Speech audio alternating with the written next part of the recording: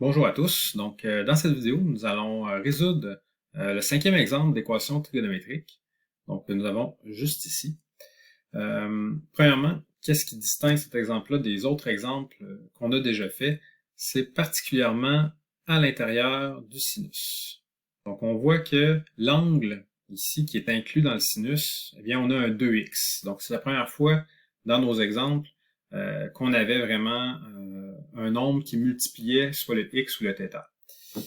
Eh bien, ça nous pose quand même une nouvelle difficulté. Pour contourner la difficulté, on va, pour résoudre ce type de problème-là, poser.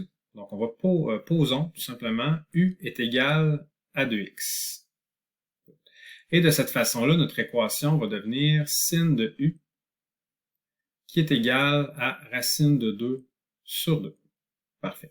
Maintenant, évidemment, si ma première équation de départ, c'était pour x qui était inclus de 0 à 2pi, eh bien, ma nouvelle équation, il faudrait aussi que je sache pour quelle valeur de u. Eh bien, c'est assez simple. Donc, si mon sin de u, mon u vaut 2x, eh bien, maintenant, je vais chercher les solutions pour u étant inclus entre, eh bien, ici, je vais tout simplement multiplier par 2, étant donné que mon u, c'est 2x. Ben, je vais multiplier par 2 les deux limites de mon domaine ici. Donc, si je fais 2 fois 0, j'obtiens 0. Et si je fais 2 fois 2pi, eh bien, je vais obtenir 4pi. Donc, je peux considérer dans ma nouvelle équation, je vais chercher toutes mes réponses pour u étant inclus de 0 à 4pi. Éventuellement, bien sûr, il va falloir qu'on revienne en x à la fin. Donc, on va pouvoir résoudre cette équation-là. Si maintenant j'utilise mon cercle trigonométrique, eh bien, ça veut dire que maintenant mon angle c'est mon U et en ce moment je suis en sin, donc ça ici, fonction sin, et mon angle ici, eh bien ça va être ma variable U. Donc je cherche ici mon sinus, c'est la position de l'ordonnée dans mon point, donc c'est en Y, et je cherche pour un Y qui est égal à racine de 2 sur 2. Donc je vais placer approximativement ici un racine de 2 sur 2 et je vais tracer mon trait horizontal. Ça veut dire que pour mon cercle de 0 à 2pi, donc pour un tour complet, j'ai ici parfait, une première réponse qui va être pi sur 4. J'ai aussi une deuxième réponse pour un premier tour, c'est ici, qui va être de 3 pi sur 4. Donc, en ce moment, ce que j'ai trouvé, c'est oui pi sur 4. Oui, j'ai aussi trouvé un 3 pi sur 4.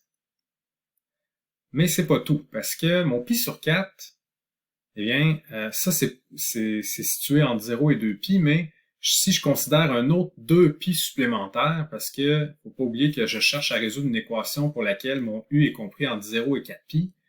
Donc ici, si je lui rajoute un 2 pi supplémentaire, okay, dans mon deuxième tour, ben, je vais avoir une autre solution. Donc j'ai pi sur 4 plus 2pi. Et j'ai le même raisonnement pour mon 3pi sur 4. Si j'y fais faire un 2pi, un autre 2pi de tours supplémentaires, j'ai une autre réponse. Le 3pi sur 4 plus 2pi.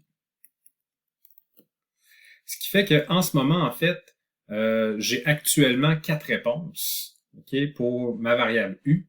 Et je vais simplement les écrire ici.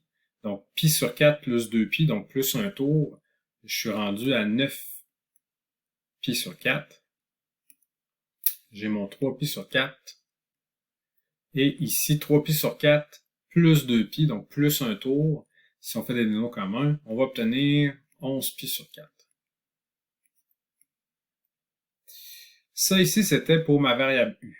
Mais u, c'était mon 2x. Je veux résoudre mon équation trigonométrique pour un seul x. Donc, tout ce que j'ai à faire, en fait, pour passer de 2x à x, c'est que j'ai besoin de faire une division par 2. Donc, toutes les réponses qu'on a trouvées, on va tout simplement les diviser par 2. Et on va obtenir à ce moment-là pi sur 8. On va obtenir 9pi sur 8. on va obtenir 3π sur 8.